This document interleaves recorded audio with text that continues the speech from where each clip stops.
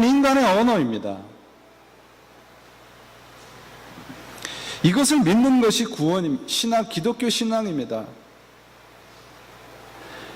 예수님께서 이 땅에 오셨을 때 가장 처음에 있는 말이 무엇입니까? 태초에 말씀이 있었는데 그 말씀이 하나님과 함께 계셨어요. 그리고 그 말씀이 육신을 입고 이 땅에 오셨다고 되어 있습니다.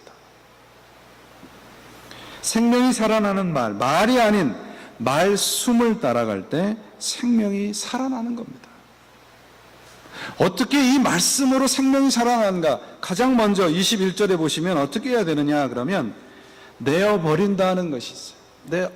모든 악한 생각들을 내어버려라. 21절에 내어버린다는 이 말씀의 뜻은 헌옷을 벗어버린다는 뜻이에요.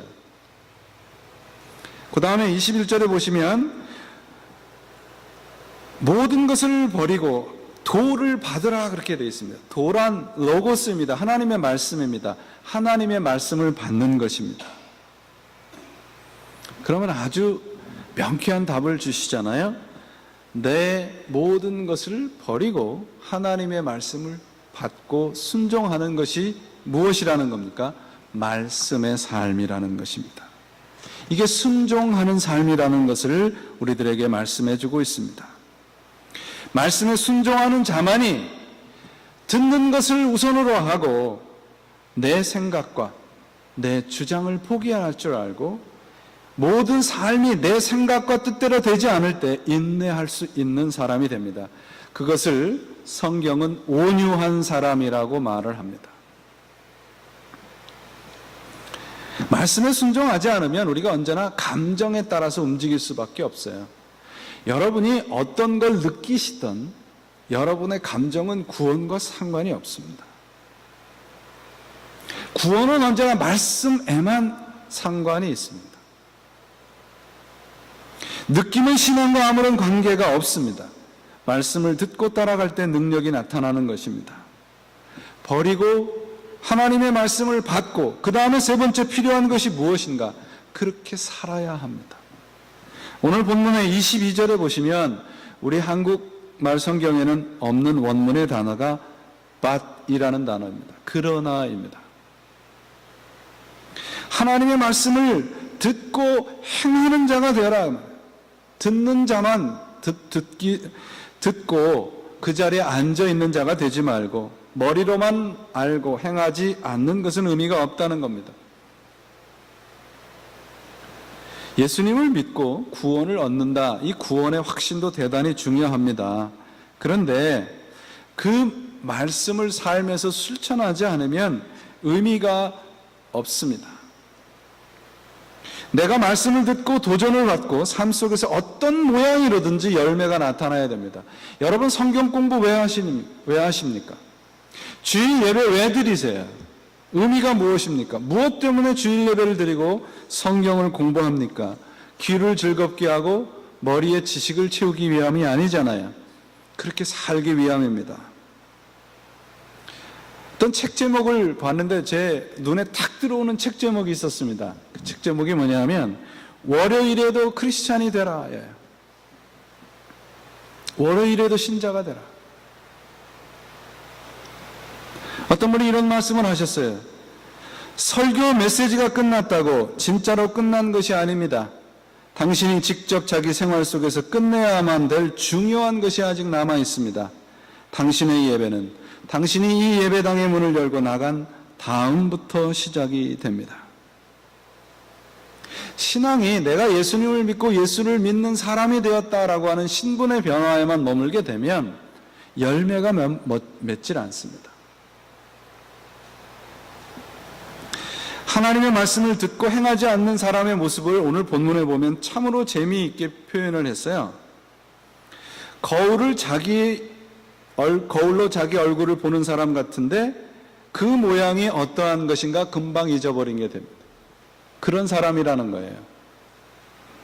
말씀이라고 하는 건 거울과 같습니다. 여러분들이 말씀을 들으면서 도전을 느끼지 아니하고 스트레스를 받지 않으면 여러분들은 뭔가 잘못된 겁니다. 도전을 받으셔야 돼요. 그래서 내게 삶이 무엇이 잘못됐는가를 돌아봐야 됩니다. 그렇지 않은 사람을 오늘 말씀에 보인 비유에 의하면 이런 겁니다. 여러분, 제가 지금 이 앞에서 여러분 앞에 설교를 하는데 아침에 일어난 모습 그대로 나와서 여러분 앞에 설교를 했다고 생각을 해보세요. 여러분들 뭐라고 생각하시겠습니까? 머리는 다 흐트러져 있고 수염은 덕지덕지 나 있고 이 모습 그대로 와서 여러분 앞에 예배를 인도했다 그러면 여러분들은 어떤 느낌을 받으시겠습니까?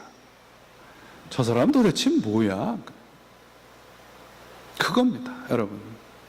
여러분들 아침에 일어나서 거울을 보시면서 여러분들의 이 몸무새, 여러분들의 그 몸 매무새를 고치시잖아요. 아, 샤워도 해야 되겠구나. 수염도 깎아야 되겠구나. 화장도 해야 되겠구나. 거울을 보면서 안단 말이에요. 그런데 거울을 보고 잊어버리게 되면 어떻게 됩니까?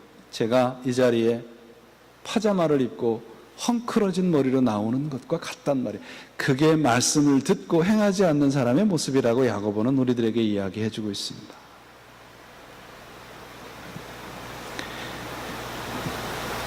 거울과 같은 말씀을 듣고 그 말씀을 잊어버리지 아니하고 내 삶의 몸 매무새를 고칠 수 있는 사람, 그렇게 살아가는 사람이 복이 있다고 얘기를 하고 있습니다.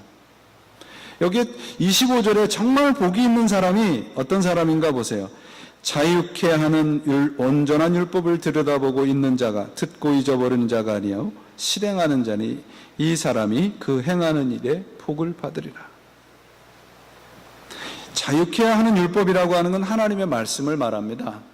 하나님의 말씀을 거울처럼 들여다보고 도전을 받고 그대로 잊어버리는 것이 아니라 그것대로 살아가는 사람이 복이 있다는 겁니다.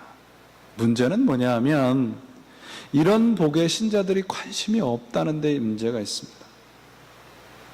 세상적인 형통이나 세상적인 복에는 관심이 많은데 이런 복에는 관심이 없습니다. 그리고 저에게도 그런 복을 가르쳐 달라고 요청하는 분들도 더 많습니다. 성경 말씀을 듣고 순종하는 것을 강조하고 있음에도, 이렇게 성경에 강조하고 있음에도 불구하고 우리 신자들이 거울을 들고 다니고 보기는 하는데 내 지금 모습이 어떠한지를 금방 잊어버리는 것과 같이 말씀대로 살질 않는 겁니다. 여러분, 예수님께서 나이 30이 되셔서 공생애를 시작하시면서 가장 먼저 하신 것이 무엇입니까? 가장 먼저 하신 게 무엇입니까? 제자들을 쭉 뽑으신 겁니까? 교회를 만드신 겁니까? 아닙니다. 하나님의 말씀을 선포하는 거였습니다. 하나님의 말씀을 선포하는 거예요. 그렇게 말씀이 중요합니다. 그 말씀대로 살아가고 그 말씀의 역사가 있을 때 구원이 있다고 하는 겁니다. 이 말씀은 우리의 느낌이나 기분과는 상관이 없습니다.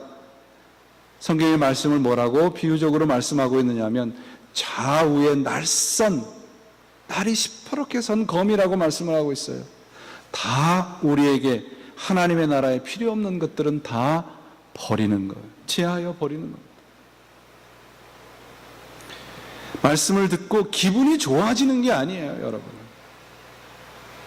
예수님께서도 하나님의 말씀을 전하시면서 뭐라고 말씀을 하셨는가 하면 내가 세상에 검을 주러 왔다고 말씀하셨어요. 삶의 흐트러진 모습을 고쳐야 합니다. 기분 좋아지는 말씀은 금방이에요.